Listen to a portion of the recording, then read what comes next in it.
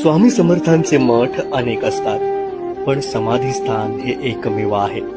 अक्कलकोटमध्ये असलेल्या या समाधीस्थानी माणूस त्याच्या पुण्याने आणि कर्माने येतो असं म्हणतात. कारण स्वामीच म्हणून गेले होते की माझ्या वडाच्या पारंब्याखाली बसून भक्त जप तप करून आपापल्या गावी निघून जातील. असं ते कित्येक वर्ष करतील. ज्या दिवशी त्यांचे कर्म शुद्ध होतील, पाप नाहीसे होतील, त्या दिवशी ते या समाधीस्थळी येतील आणि याचं महत्व जाणतील. स्वामी पहिल्यांदा अक्कलकोटला आले ते या चोळप्पा महाराजांच्या घरी. 21 वर्ष इथे त्यांचं वास्तव्य होतं. चोळप्पा महाराजांनी या काळात त्यांची खूप सेवा केली. स्वामींच्या प्रस्थानाच्या वेळी चोळप्पांच्या भक्तीवर प्रसन्न झालेल्या स्वामींनी तुला काय हवं असं मागितलं. तेव्हा त्यांनी मागितलं की मला पैसा संपत्ती यापैकी काही नको, तुमची समाधी